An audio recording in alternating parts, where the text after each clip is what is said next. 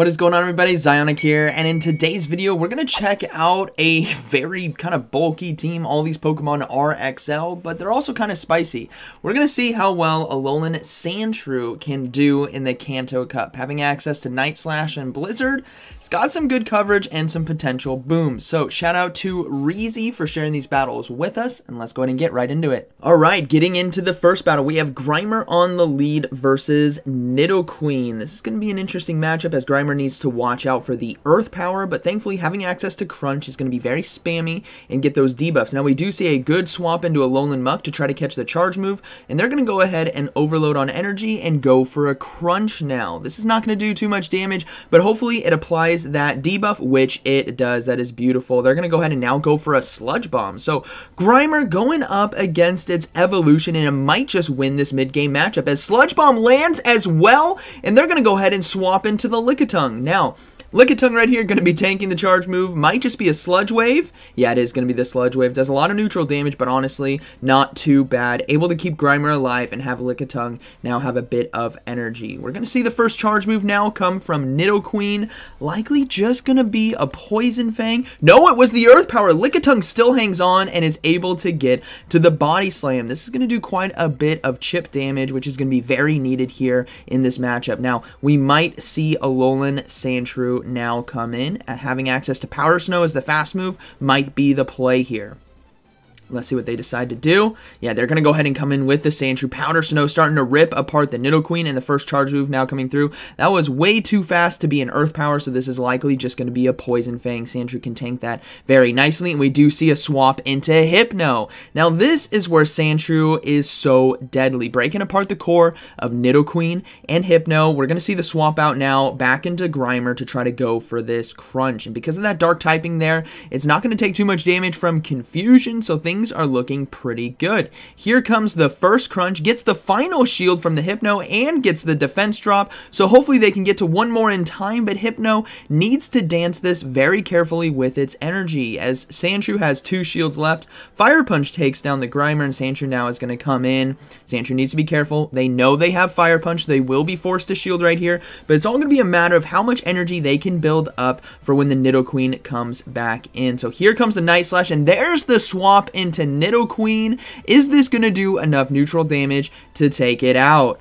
Barely not enough, but Powder Snow should be able to farm down, and they do. They're looking to go for the Blizzard now to take this one. They're going to have to shield the final Fire Punch here, but Alolan Sandshrew looking to sweep this game against Nidoqueen and Hypno. One more fast move, and they do get to the Blizzard right here to close out game 1. I don't think the Blizzard was needed. I think Night Slash would have been enough, but why not? Boom, takes out the Hypno, and that is going to be a good game. Very well played.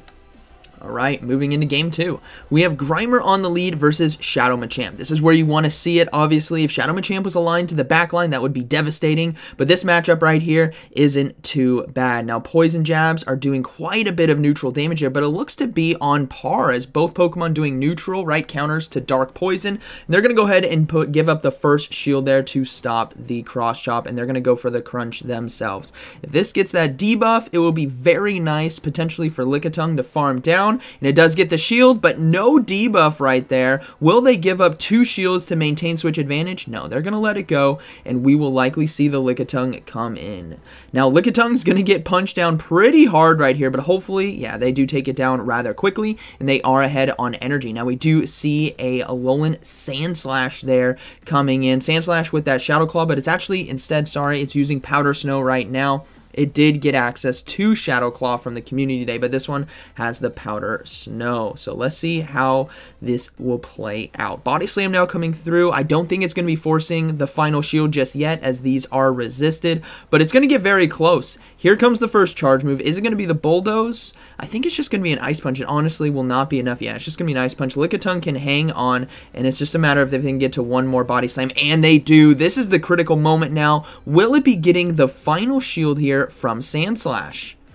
It gets the final shield. That means Alolan Sandslash is looking fantastic to sweep the endgame. Knowing that the fighter is out, they're going to go ahead and let the Lickitung go down, and they will swap in now to Sandslash, and we will see a Mew come in. But this is looking to be a good game as Sandshrew, I should say, can get to the Blizzard. All they need to do is safely shield this charge move. Could be a Flame Charge or Wild Charge, but it's just going to be the Surf, and they should be able to get to this Blizzard in time, and that is going to be a very nice boom coming through right here for neutral damage. Boom! One-shots the Mew, and that is going to be a good game, very well played, as they will be able to get to this Night Slash and close it out. So, the Alolan Sandshrew showing that it's actually the superior Shrew here in this meta, facing off against its evolution. Good game, very well played. Alright, moving to the next one, we got Grimer versus Dugong. Okay, we'll have to see how they decide to play this out. Grimer, still a nice neutral matchup right here, but hopefully they can get off that crunch very quickly, as if an Icy Wind had landed before the crunch, this wouldn't do as much damage, right? But we'll have to see how they decide to play this out. No defense drop as well there with crunch, which is unfortunate, but here comes the first Icy Wind. Grimer looking to no-shield it. They do swap out now into Lickitung, clearing that debuff and drawing out a Beedrill. Now, Lickitung could potentially take this mid-game. Body slams need to be respected, and Beedrill is going to have to land hard-hitting charge moves in order to take out the Lickitung, because poison jabs are just not going to do it.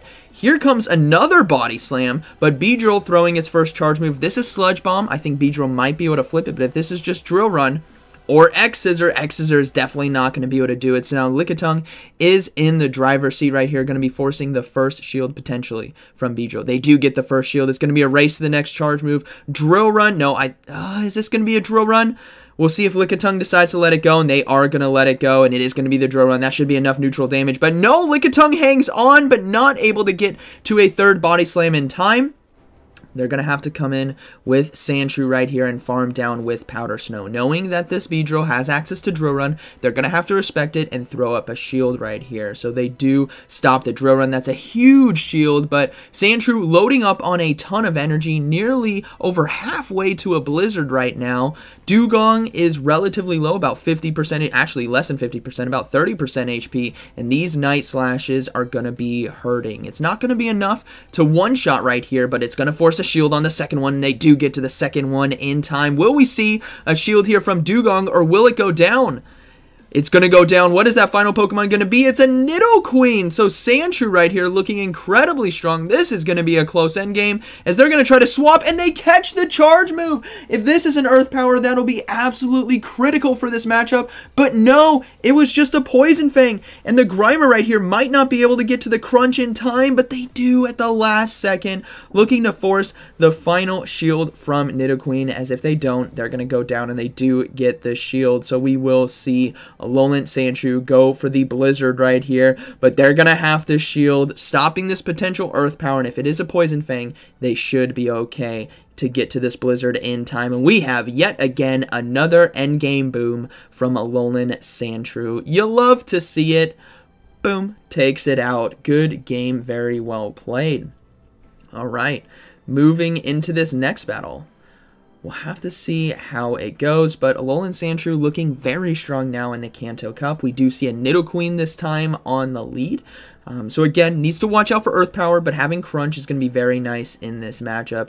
Just can't get caught shielding a Poison Fang. That's going to be the devastating move for this mid game. But they're going to go, or early game I should say. They're going to go ahead and go for the Crunch right away, hoping to apply that debuff, maybe force a shield, and they do get an early shield. That again sets up the Alolan Sandshrew to sweep endgame like we've seen in all the previous matches. And they're going to go ahead and shield right here. Is this going to be the Poison Fang? It is the Poison Fang. That is devastating. Shielding that is very unfortunate. We will see a swap now into Dugong. Had they no shielded that, it would have been a huge potential sweep, but we will have to see how this plays out. They're going to have to clear the debuff, and they're going to go ahead and swap into Lickitung before the Icy Wind is thrown. I think that's a good call here after getting Dugong relatively low, as Grimer would not have been able to tank that Icy Wind very well. And Lickitung right here should be able to apply a lot of pressure with Power Whip. Even though they will be tanking 2 Icy Winds, Power Whip doing super effective damage should just be enough damage to take out the Dugong or force that final shield. And honestly, if they get the final shield, it's going to be huge. Here comes the Power Whip. Is the Dugong going to shield, or will they let it go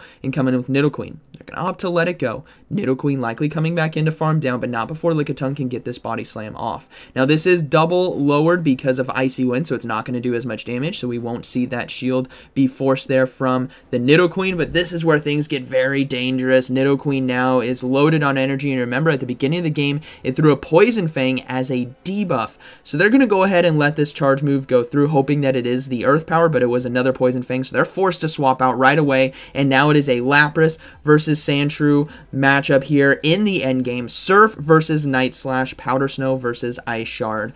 Lapras, I think, might just be able to take it, as Night Slashes, unless we get a boost here on the first one, will not be able to put enough pressure to take out the Lapras in time.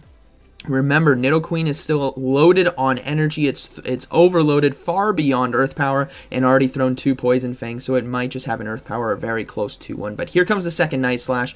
Not enough to force a shield just yet from Lapras. And that, like I said, this is going to be up to Sandshrew in order to shield right here. And we might have to see a sacrificial swap on the Grimer as the switch clock is coming back up. Here comes the final Night Slash from Sandshrew just before Grimer is available to sack swap. Let's see if they can pull it off.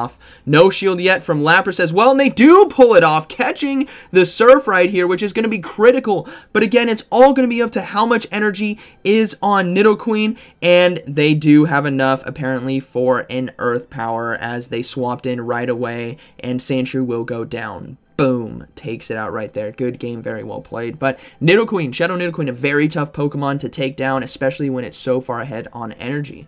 Alright, so we see another father versus son matchup right here. Grimer versus Muck, both Alolan. We'll have to see how they decide to play it out, but having Crunch, I think, is a bit more advantageous because of the potential debuff, which is going to be huge in this matchup. Both Pokemon having access to Dark and Poison type moves, both going to be resisting, and they did get the debuff right there, which is critical, as Dark Pulse isn't going to do too much damage. We do see a swap out now into Blastoise, so hopefully they can get to this Crunch in time, again, chipping away the health, potentially getting the debuff, and we will likely see a swap now into Lickitung, and they do get a shield as well. That is pretty huge for Lickitung right here, as it'll give the green light to go for the green charge move there of Power Whip. Now, Hydro Cannon still might do a lot of damage, we'll have to see, but Lickitung, so bulky, is able to hang on. Here comes the Power Whip, might just be forcing the final shield from Blastoise. If it doesn't, Lickitung might be able to take it out and farm down, and that did an incredible amount of damage, but Blastoise hangs on with 1 HP in a dream,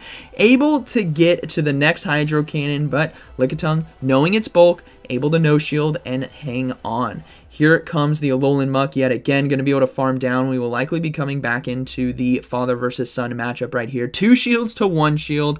Here comes the Dark Pulse. Will they let it go through? They're going to risk it right here, putting all their faith into the Alolan Sandshrew to close this game out. 2 shields to 1 shield.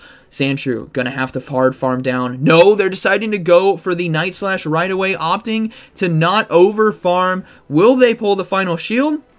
No, the Muck hangs on but goes down to Powder Snow right there, and the opponent decides to surrender. So that is going to be a good game, very well played. Alright, moving to the next battle, we got Grimer versus Hypno on the lead. Shadow Hypno at that. We'll have to see what punch it has access to in this matchup, but we will see a swap out now into Lickitung. So this is actually a pretty good setup right here. They can go ahead and go for the Crunch, apply that debuff, do that neutral damage like we know it can do, and likely go into the Mirror now after they overload a bit on energy. Yeah, they're going to go ahead and go into the Mirror. This far ahead on health, I think, is a bit more advantageous than being as far ahead on energy, because Body Slam is not going to be able to catch up in terms of damage, and they're almost at their first Body Slam here. So this is looking to be a good mid game unless the opponent decides to shield a Body Slam, which I think they would be totally fine with, as Sandshrew would be able to come in and farm. Actually, Grimer would be able to come in and farm down with a lot of loaded energy. But here comes the next Body Slam, again giving up no shields here in the mid game. They know they can win this mid game matchup, as they haven't thrown a Body Slam just yet, but they're going to go ahead and start firing away. Here comes the first Body Slam. I don't think we're going to see a shield, shield. Yeah, no shield just yet. They got to be careful, overloading a bit on energy and go ahead and going for the next one.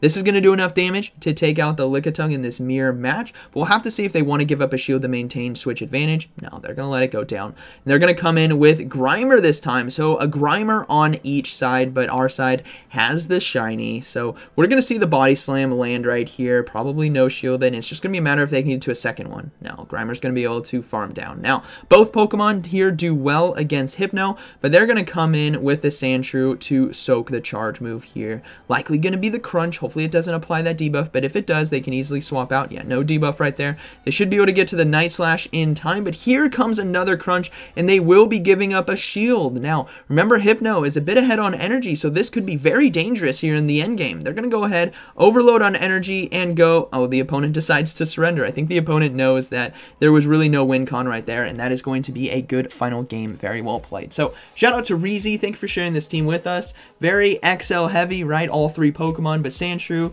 super spicy and super fun and does well in the Kanto Cup. So, like always, thank you for watching, and I'll see you in the next one.